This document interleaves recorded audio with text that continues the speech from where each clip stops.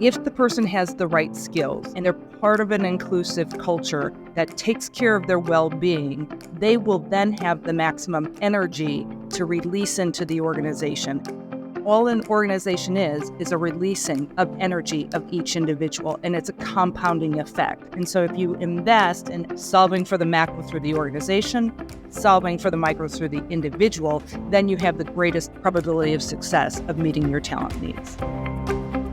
You just heard from Susan Podlogar, former CHRO of MetLife. In this episode of our What Works podcast series, our Senior Vice President and Global Industry Analyst, Kathy Inderis, talks with Susan about how MetLife transformed the mobility, culture, and well-being of the organization with an AI-based talent marketplace provided by Gloat. Let's get started. Susan, welcome to our What Works podcast. I'm thrilled to welcome you, and I can't wait for our discussion on how you build dynamic organization, the role of culture, the role of technology, and how you fill talent gaps with solutions like talent marketplaces. But before we jump into all of that, Susan, tell us a little bit more about your background and your career and your roles that you've had. Oh my gosh. Well, thank you. And thank you for having me. I'm super excited. I mean, this is the talk about dynamic times in HR. This is just such an exciting time. So pleased to be here with you. So about career roles, have had a diversity of roles in my career. It started out in consulting with one of the big HR consulting firms. And then actually I did something a little bit different. I did mommy track for 5 years. And then came back into a workforce that I wanted to have a family-friendly company. And so I started with Johnson & Johnson. That's where I spent the bulk of my career. I was in COE roles, HR business partnering roles from, R&D all the way over to corporate leading their total rewards, analytics, and performance functions. And then from there, because I was leading benefits, I actually knew MetLife as a company. MetLife asked me to be their CHRO, and that was an incredible journey. I was at MetLife for 7 years. That was my most recent role. And recently, I have increased my degrees of freedom. Some people call it retiring. I'm still active in terms of optimizing human performance. That is my purpose. That's what I've done throughout my career is how do you bring out the potential of individuals and how do you bring out the potential of organizations? Sounds like you had lots of mobility and different roles in the organization, certainly was part of your career trajectory too. But tell us a little bit more on career mobility, talent challenges, talent gaps. What have you experienced in all of these roles over time? The word that you hit in there was mobility. And listen, some of the roles that I had were vertical, some were just experiences, some were horizontal. And so it's all about how do you actually have that learning, that broadening the breadth of experiences. And what I see now and how those talent needs have evolved over time is that, listen, there's so much shift that's happening in the needs. You see generational shifts. You see what does inclusion mean to different folks? What is well-being? What are shifting skills that are happening? And so always what I've tried to do is look at how are you going to meet those needs? And now we're in probably one of the most complex times that it's not a linear equation. And when you step back and you really think of what are we actually solving for in talent needs, I see it in two different ways. You're optimizing on a macro level and you're optimizing on a micro. On the macro level, you're optimizing for the organization. Does the organization have contemporary skills, learning and development, coaching, recognition, culture? Those are traditional HR processes, but that has to be contemporary to bring out the best of the organization. And then on a micro level, it's all about maximizing human energy. And that's what I'm all about. How do you maximize human energy? And I see that in an equation. If the person has the right skills and they're part of an inclusive culture that takes care of their well-being, they will then have the maximum energy to release into the organization. And all an organization is a releasing of energy of each individual, and it's a compounding effect. And so if you invest in optimizing both of those, solving for the macro through the organization, solving through the micro through the individual, then you have the greatest probability of success of meeting your talent needs. I think usually we talk about employee engagement, of creating a better employee experience. But maximizing the energy is just such a powerful way to think about it. And the other thing that I take from this is it's really a win-win, right? It's not like the organization wants to go this way, and meanwhile, employees want to go the other way. And it's kind of pulling into different directions, but getting this win-win where the energy that you give back and allow people to have makes them much more dynamic. Yes. And you hear it does have to be that give and take equation. Yeah.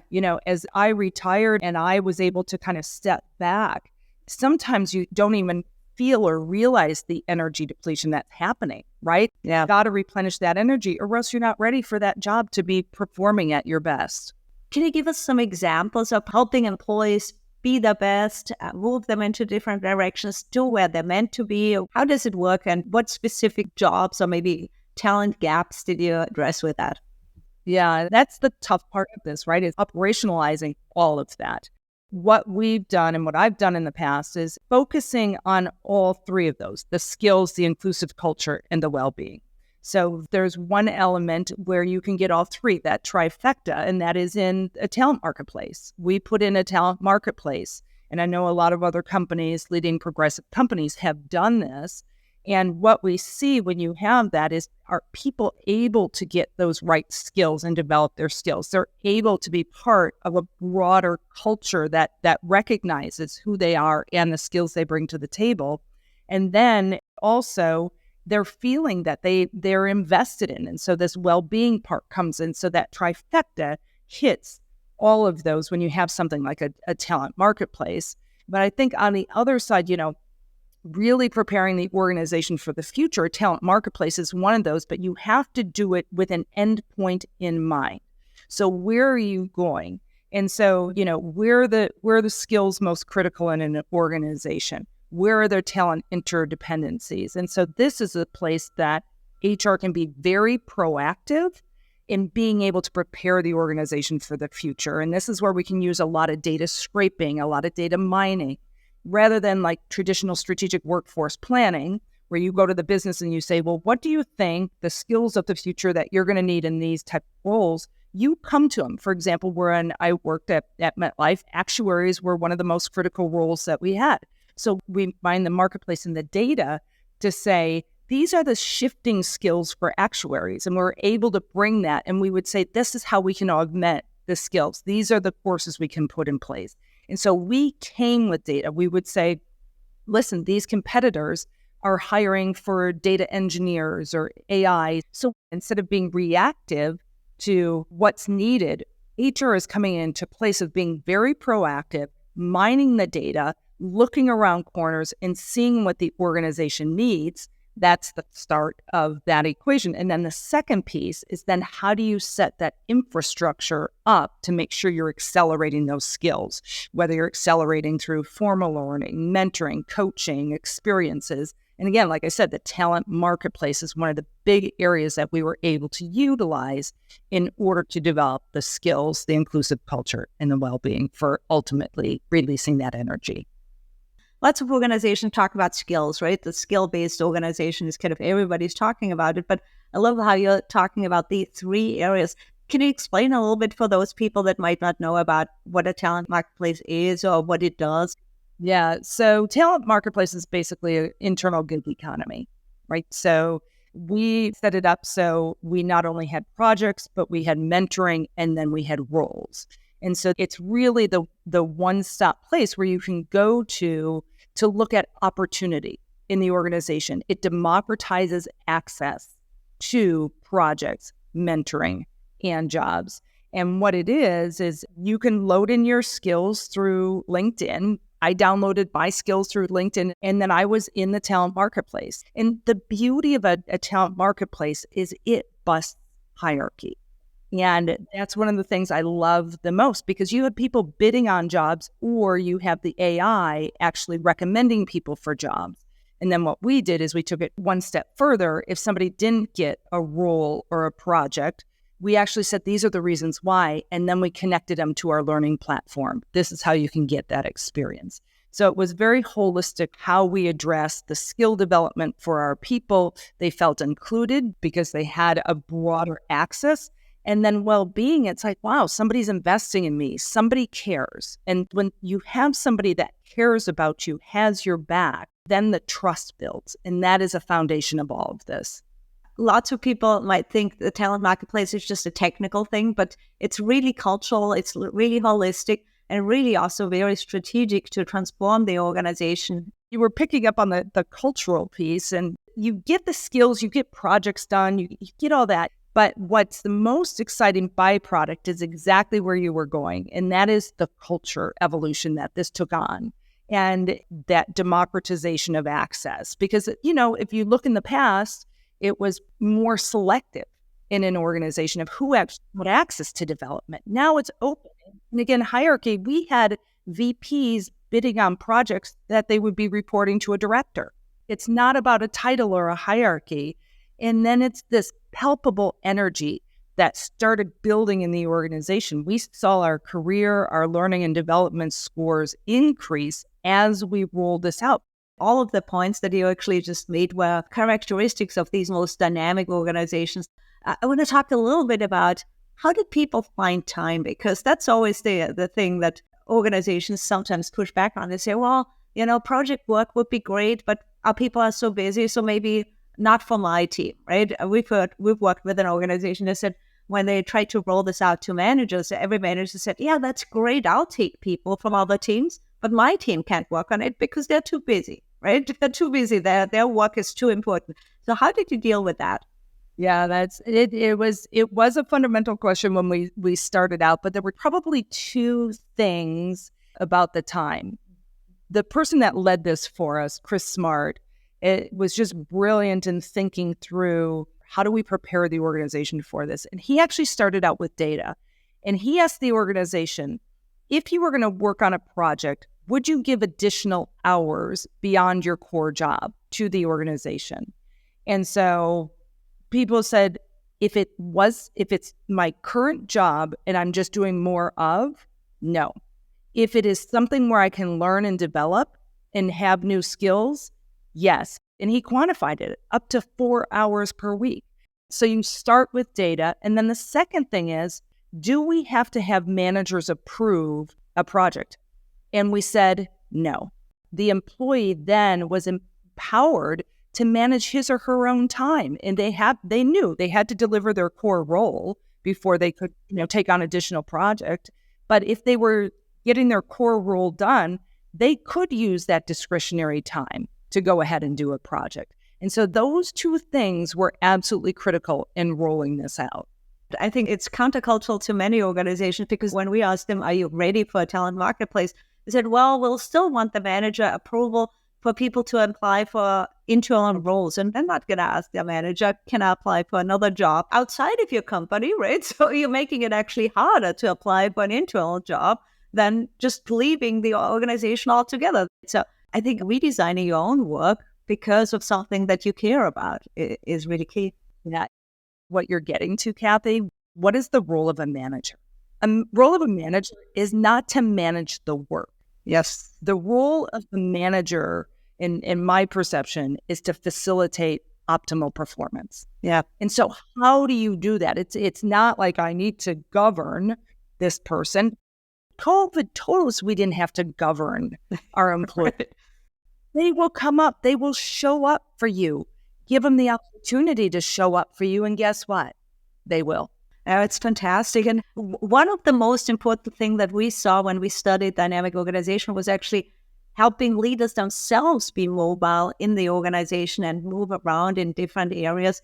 Was that also a focus area? Yep. We had on the platform within MetLife, out of the 44,000 employees that we had approximately 60% active in the organization. It was all levels that were active. People could move, people could do projects, people could have those experiences across the organization. Well, 60% active, which is amazing because it's always a struggle to get them to use it. And you always have to use kind of the stick. And this seems to be much more the carrot that people just said, I want to go there because it helps me and it's useful for me. Yeah. And I think those other systems are done kind of to them, right? They're given them. This is being done for them. I love that. And so it brings out the best of them, and it's being done to invest within them.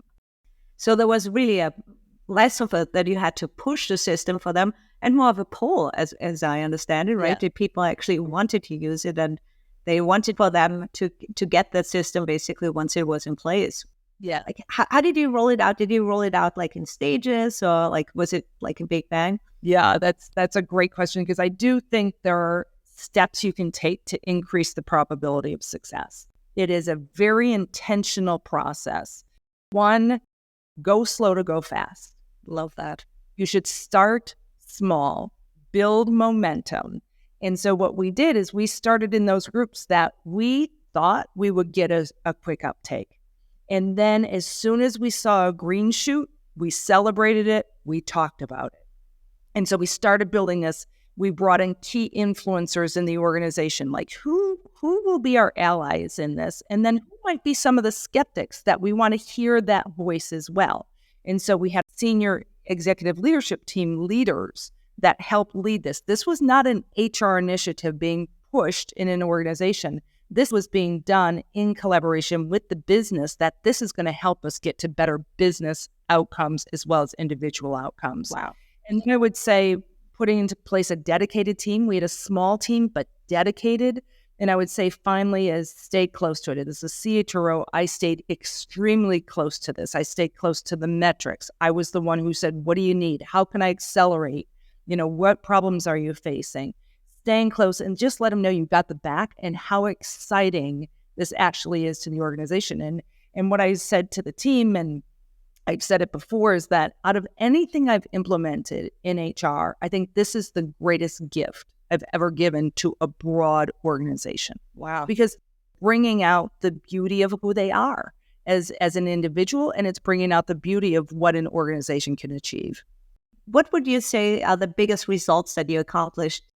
As we rolled it out, was it all butterflies and roses? No, right? So we had to really be intentional and on top of it.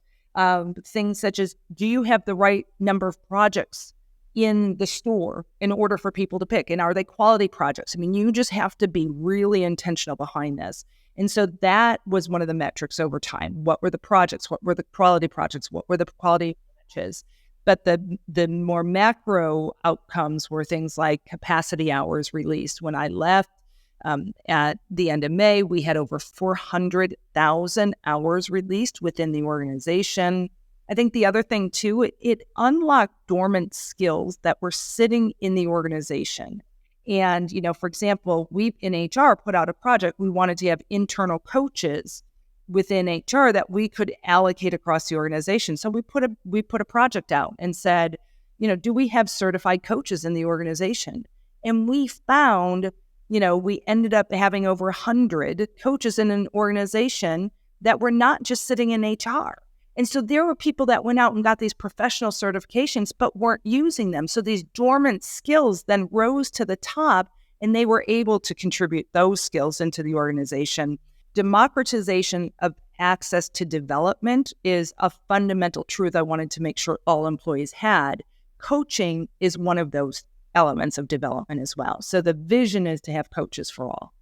It's something that I think every employee appreciates so much, and you show it with the numbers of people who are engaged in the platform on a daily basis. So now you're in a different position, right? You're not implementing these solutions directly anymore, but you're now a board member, and you have to make sure that as part of that role, to make sure that the organizations where you're on board, they're future ready to. What are your expectations now as you're in a different position, in a different role? Yeah, I would say, as a CHRO, your main concern is the organization and are your employees prepared to deliver now and in the future? And I would say that's the same for a board member. It's still true that you want to make sure that the organization is ready to deliver. But I think the other lens that has to be added to it is that lens of risk. What is the risk to the shareholders if not prepared for the future, right? So it's not to get in the weeds of actually defining how it's done, but making sure that understand that the organization is prepared for the future. I think it's so powerful that you were directly engaged with it on a daily basis, and now you're on the board. you're looking at it as a tool to manage organizational risk. What lessons did you learn, and anything that people should watch out for or should consider as they're considering using a talent marketplace for culture and skills and well-being? Just be really intentional, be involved, and really provide the support for the team. And then I would say, just on a broader basis of, just learnings and just the position of where HR is in the role of bringing out the best of talent is ultimately, I think it's a great time to be in HR. I really fundamentally believe that technology such as a marketplace can be utilized as an accelerator, to really optimize, what is that talent ecosystem? What do you have to deliver? There's so many technologies that can help us get there and accelerate that. We don't have to just be doing small projects that have incremental impact.